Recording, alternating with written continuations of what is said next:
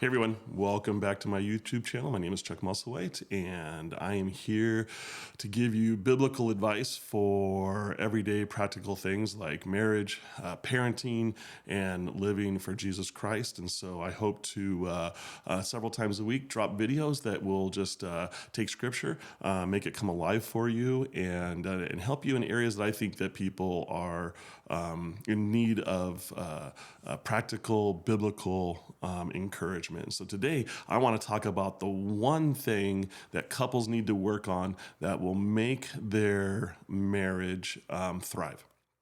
I don't want to use the word successful. I don't want to use the word more loving, but I believe this one thing will help your marriage thrive more than anything. And I want to share a scripture. It's from Paul's famous marriage passage, but it's in Ephesians 5:31. It says, "Therefore, a man shall leave his father and mother and hold fast to his wife, and the two shall become one flesh."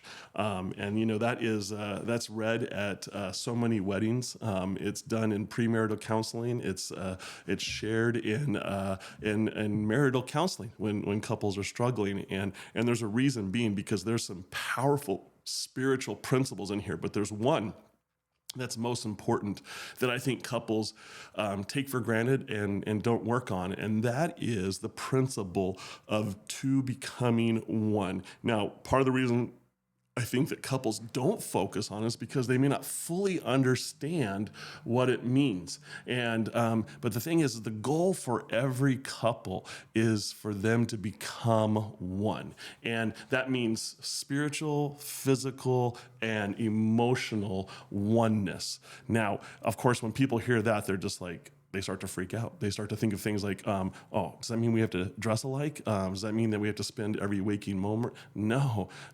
The whole spiritual, physical, and emotional oneness is one where you guys, your hearts are knit together, and there's a desire for one another, but also too there's a consideration, and but also too like that compatibility where you guys are able to not just coexist, but really thrive and grow. Because God, when he saw Adam, when he created Adam, he saw that he was lonely, so he decided to create a helpmate, and he created Eve, and out of his rib, and she was to come alongside of him and help him. And so, not that he's over her, but the fact is they're literally they come together and they complete one another. They make one another, and that's make each other one, and or better and stronger. And that's what a marriage couple should be, where they're growing and they're thriving, and they make each other better. I remember growing up, I used to watch the Lakers basketball. I don't watch the Lakers much anymore. I don't watch very much sports or professional sports anymore. But I used to watch the Lakers, and the showtime was great. And one thing I always heard announcers and other players say when Magic Johnson was point guard for the Lakers, he made everybody around him better. And that should be our philosophy in marriage as well. Is the fact is that we should make our spouse better. We shouldn't tear them down. We shouldn't hold them back. But the fact is that we should be making them better just by the two of us coming together, because where we are weak, they're strong, and where they're weak, we are strong. That's how God brings couples together. And if there's selfishness involved, that really tears at that oneness. But we really need to work on that oneness. And so what does oneness look like? Well, like I said, it's not couples looking like each other, and it's not finishing each other's sentences, although that could be a result, but that's not the goal. But also too, it's not spending every moment with each other. It's in a practical sense, it's being able to look across the room at each other and know what the other person's thinking, because the hearts are together, and we can tell by their body language, we can tell by their words exactly what's going on inside of them, and then we act in accordance to help and assist them, and so that's what it is. But it's also having each other's hearts knit together, and having it knit in love, but also in understanding.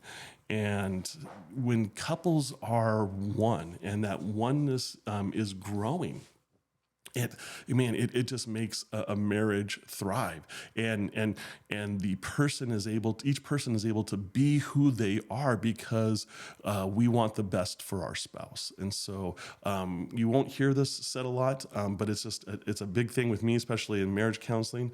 But couples need to become one, and they need to work on that oneness, and they need to strengthen it. They also need to battle against anything that might tear at the fabric of that oneness. And so I want to give you a couple things that will help strengthen that oneness. The first is that the couples need to leave and cleave. That is a principle of marriage that is presented from the very beginning in the book of Genesis, when Adam and when Eve is created and they're together. God actually says that principle, that the leaving and cleaving, and so when we're leaving and cleaving, that phrase right there literally means that your spouse becomes your biggest priority and your most important relationship. Ephesians 5:31 says, when a man marries his wife, he will leave his mother and father. And the phraseology there is literally to turn one's back, not in rebellion, not in any kind of judgment, but it's literally now for the husband especially, the wife becomes his main priority. You still love and you still respect and honor your parents and your family, but now that marriage and then soon to be growing family becomes your main priority. But if we're still drawn back, or we're still controlled by outside family influences, it can really damage it. And so one of the things that we strengthened in our oneness is that we leave and cleave. The second is that we love our spouse as ourself. Okay, and I've battled with people on this, because the fact is that inside of us, innate in us already, is the ability to love ourselves. We don't have to work on loving ourselves. It's already there. We already do it naturally. And you have people arguing about you have to love yourself before you can love anybody. It's already there. But I think a reason a lot of couples aren't one is because we don't love our spouse as much as we love ourselves. Or we don't love our spouse as much as we love other people.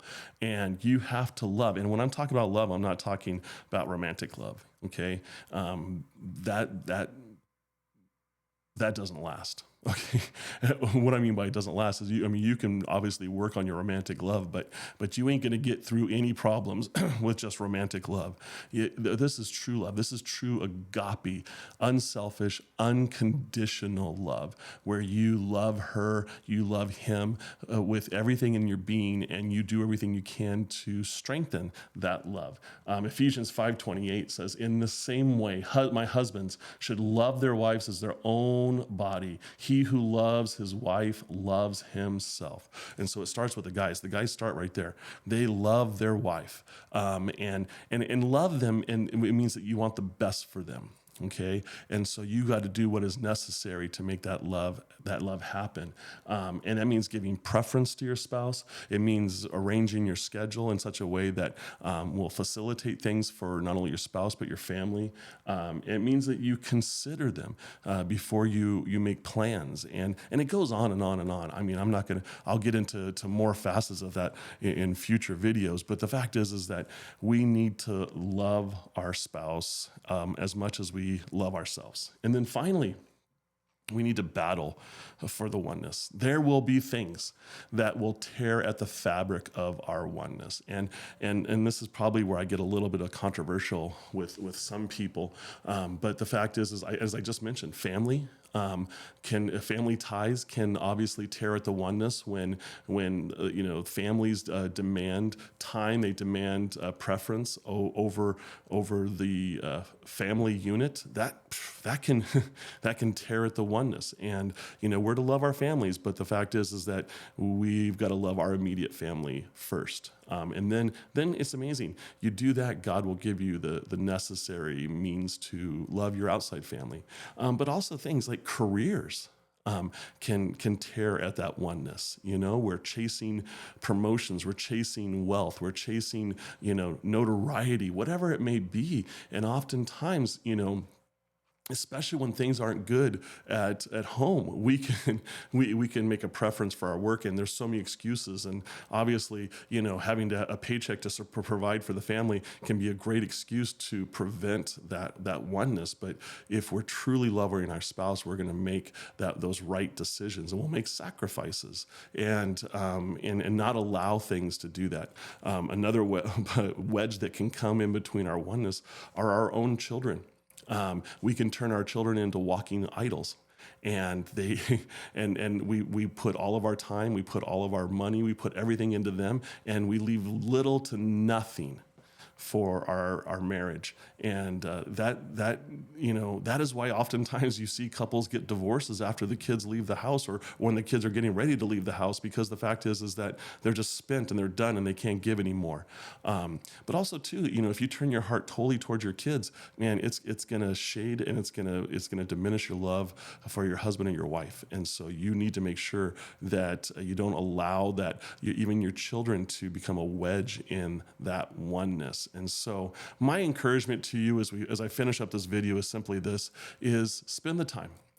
Spend the time strengthening that oneness. When you guys got married, you guys became one. The scripture says it right there. In God's eyes, He sees you as one unit. And the problem is that once we often do the deed of marriage, we start to focus on other things. We have all responsibilities, all these things need to be done. And the fact is that you have to work at your marriage like you do any other kind of job. And it's a 24-hour day, 7-day job. And you have to strengthen that oneness as a married person. You have to look at that as a priority. You have to give it preference. You have to do what is necessary to strengthen it. And I can tell you right now, if you do, you put the time in and you maintain it, it will be the number one thing that makes your marriage thrive. Because the fact is when the storms come, you'll be able to weather them. When the temptations and the challenge comes, you'll be able to withstand them. And when the fatigue sets in, you'll be able to fall back on it. And so I just want to challenge you, strengthen that oneness today. All right? God bless.